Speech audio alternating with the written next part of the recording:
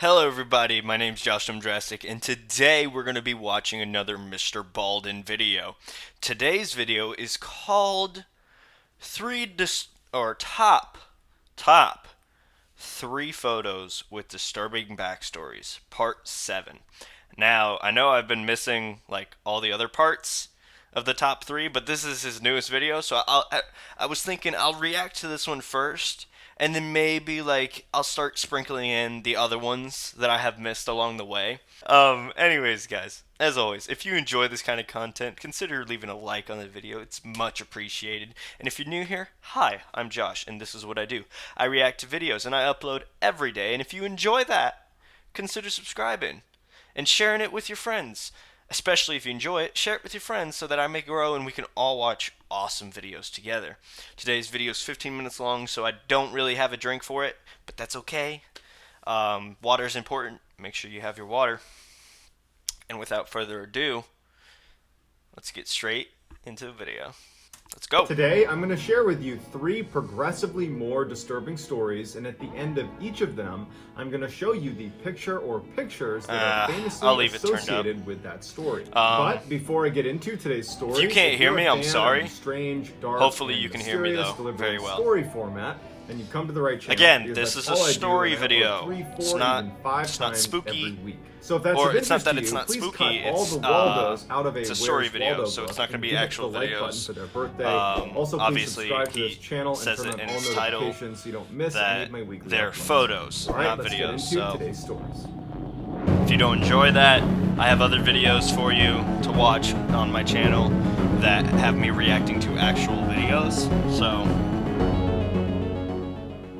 the red hair. In March of 2015, 22-year-old You talking about Saylor Bunny? Guilliams and her good friend Brendan Vega, who was also 22, decided they wanted to go hiking. Now, they were both highly inexperienced hikers. Now, so what's when they really were weird looking is in the that area he's for been places to go hiking, only uploading they were photos, looking for photo novice videos. trails, things that they would be Why? able to Has he manage. run out of And ideas? they thought they had found one in Santa Barbara, California. And so they headed off in that direction and they took off on this particular trail. A little ways into their hike, and they started to feel like, man, the terrain here is pretty treacherous. This is way more difficult than we were expecting when we looked at the map. And as they continued and they're climbing over these huge boulders, and it just seems totally like an advanced trail, they start to wonder, did we veer off the trail? Worried they might be lost, they turned around and began backtracking, hoping to find the trail and find some landmark that would allow them to confirm they were on the right trail. Okay. As they're backtracking, not only do they not find Not the a whole trail, lot of commentary but they in don't this, find any trail. 'cause They've we managed listened to go to him. completely off the path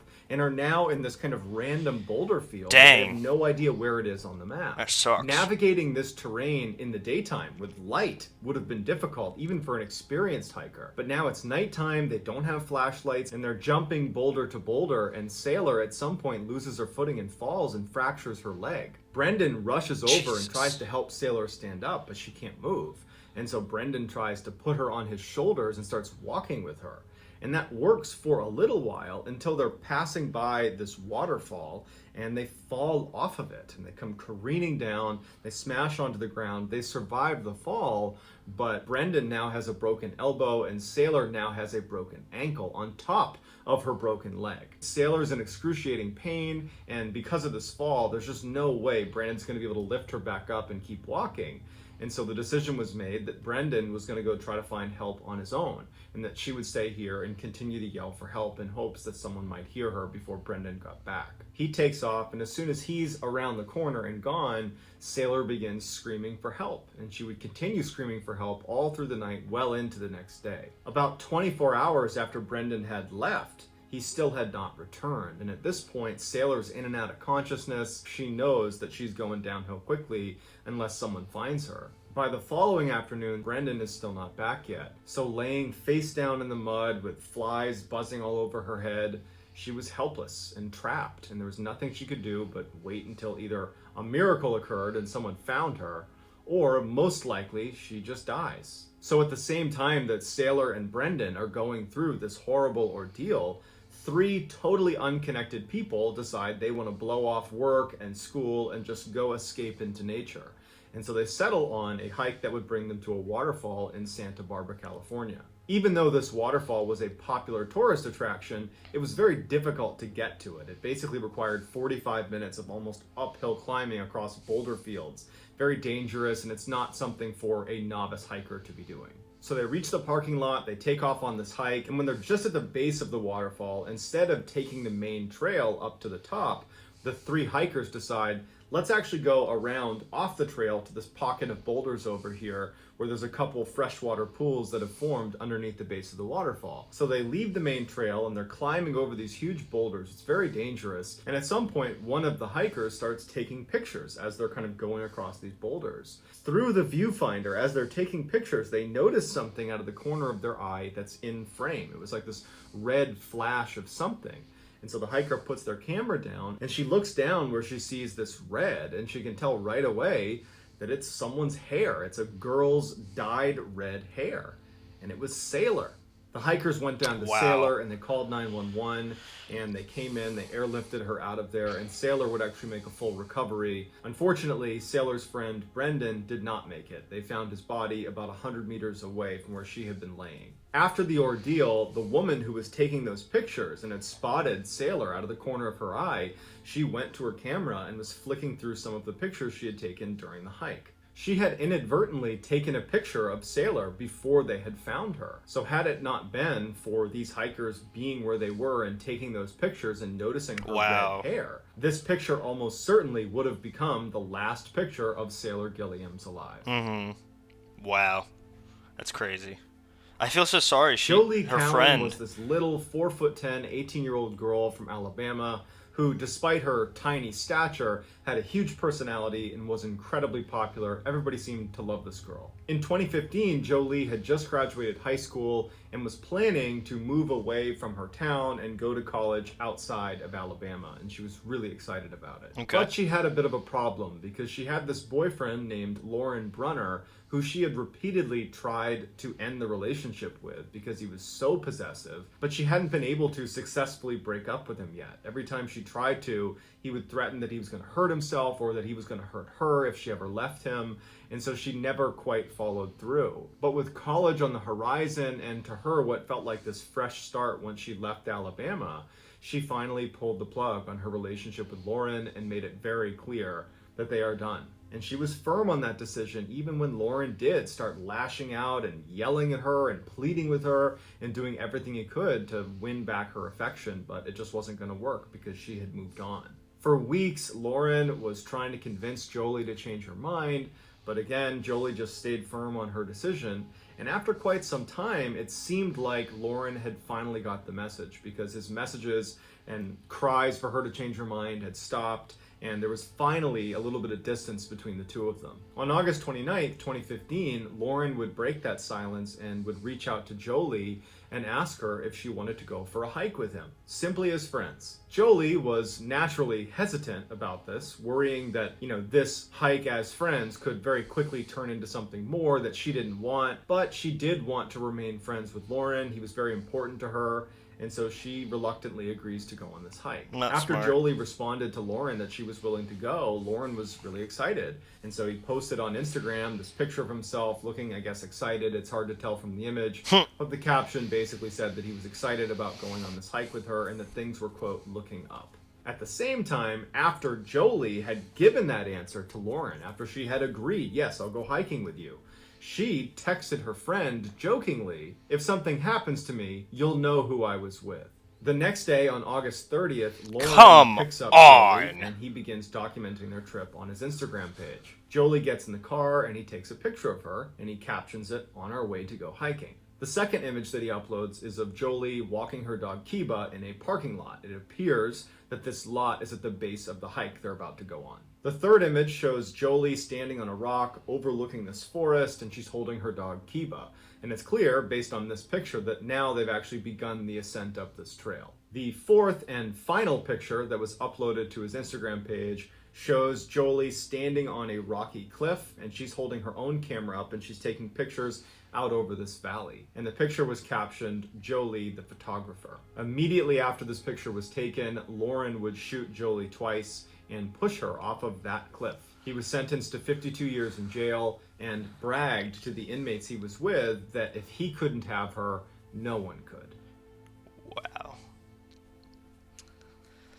In November of 1961, a wealthy doctor named Arthur Duperrault chartered a luxury yacht called the Bluebell to take he and his family from Fort Lauderdale, Florida to the Bahamas. Along with his family, which was Jean, his wife, his oldest son Brian, who was 14, Terry Jo, who was 11, and Renee, who was 7, Arthur also brought Julian Harvey, who was a close friend of his, that he had hired to be the captain of the ship.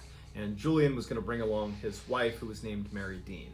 And so on November 8th, 1961, the Duperraults and Harveys set sail on the Bluebell, and by all accounts, their trip was going extremely well. Awesome. But on the 5th night of the cruise, Terry Jo was down in the sleeping quarters of the Bluebell when she woke up to the sound of stamping sounds and screaming coming from above. She was so scared about what could be going on up there that at first she didn't do anything. But eventually she summoned the courage, got out of her bunk, and she kind of slowly made her way up the stairs and poked her head out onto the deck. And immediately she sees that her family is lying on the ground. They're all deceased. As Terry Jo is frozen in terror, Julian Harvey comes running up to her and tells her to go back down into the sleeping quarters. And so, not knowing any better, she just turns around and runs back down to her bunk. But as she's sitting there, she sees that water is flooding into the Bluebell. She can't stay down here or she's going to drown. So Terry Jo goes back up the steps, she goes onto the main deck, and she sees Julian Harvey, who's standing over the edge of the boat. And she yells to him and says, "Are we sinking?" And he looks at her and he just says, "Yes." And then he promptly jumps over the railing and swims to the lifeboat that had detached from the Bluebell and was drifting away. He climbs onto it and takes off, abandoning her on the sinking ship. Unbeknownst to Terry Jo, was the reason the Bluebell was sinking in the first place was because of Julian Harvey. When he was hired to be the captain of the ship, he used this as an opportunity to bring his new wife out with him and then kill her and collect on her insurance policy. Because in her life insurance policy, there was a clause where he would get double the amount of money if she died in the case of a freak accident. But it's speculated that while he was attacking her, one of the Duperraults had seen him doing it, and so in order to cover his tracks, he had turned on the Duperrault family. And so while it's not entirely clear why he didn't just finish the job with Terry Jo, it seems like when he jumped over the railing and took off with the lifeboat, he must have assumed that Terry Jo was going to sink with the rest of the family, and then there would be no more evidence, no more witnesses. So 11-year-old Terry Jo, as she's standing on this sinking ship, she snaps into action. She remembers seeing a cork float that was pinned up against one of the walls of the ship, and she runs over and she undoes it, she puts it on the water, she climbs on top of it just as the Bluebell sinks under the surface of the water and disappears. And so now she's just stranded out in the middle of the ocean. She's got no food, no water, no shelter from the sun on this little dinky cork float. Over the next couple of days, as she drifted along aimlessly in the ocean, her cork float would begin to disintegrate, and she would have to start positioning her body on the float so there wasn't much weight on it because it was basically beginning to sink. And the only position she could find that worked was by dangling her feet in the water. So she's half on this cork float, half of her body is in the water. And so what began happening is parrotfish began swimming up and biting her toes, her feet, and her legs, but she couldn't do anything about it. She couldn't put her legs on the corkboard or it would sink. After 2 days of balancing precariously on this cork float, the parrotfish disappeared and a bunch of dolphins surrounded her. And later she would go on to say that this was the only part of this horrible ordeal where she felt some sort of comfort. These dolphins just swam around her and almost formed a protective barrier around her that kept the parrotfish away and kept other predators away from her. On November 16th, 1961, 84 hours after the Bluebell had sunk, a Greek freighter actually spotted Terry Jo. Amidst all the whitecaps, they were able to see this little girl on a float, and they drove over, and there she was. And initially, when they went down to try to get her, there was so many sharks swimming around her that they had to be very careful that they didn't accidentally knock her into the water where she might be eaten by sharks. But eventually they were able to get Terry Jo into their basket and pulled her up onto the ship, and she would make a full recovery.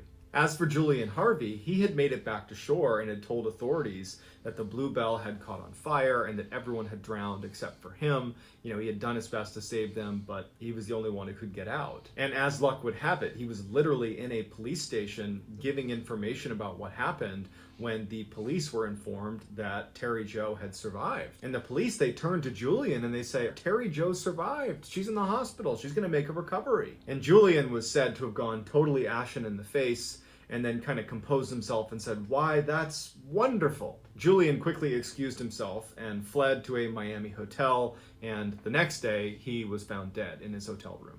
This is the picture of Terry Jo that was taken by one of the Greek sailors. So that's right what they when mean, pulled okay. up alongside her before they pulled her onto their ship. This image would soon appear in publications all over the world. Despite Terry Jo's horrifying ordeal, she would go on to live a very normal life and would have 6 children of her own. So that's going to do it, guys. Let me know what you thought of these 3 stories in the comments, Wow. and I will pin the best comment at the top of the comments section. If you enjoyed today's... That was crazy.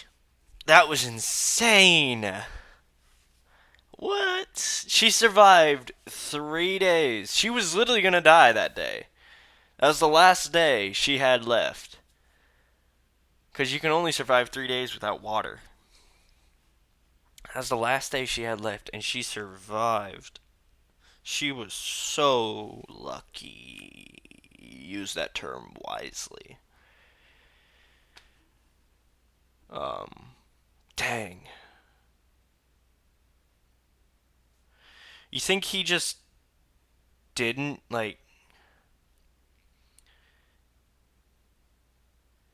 he could have totally killed her, but you think he didn't because she was a kid? I'm not sure. Wow. That's just crazy, though. That's just crazy. Yeah. Anyways, guys, as always, stay strong, everyone. Stay safe. Wear your seatbelt. Wear your helmet. Wear your mask. Don't point the flashlight behind you. Don't look into spooky mirrors. And just, what can we take away from this? Just persevere, honestly. That's what I can take out of this. Just persevere, and you can make it. You'll make it through. Perseverance is key. How about that? And as always, have a nice day.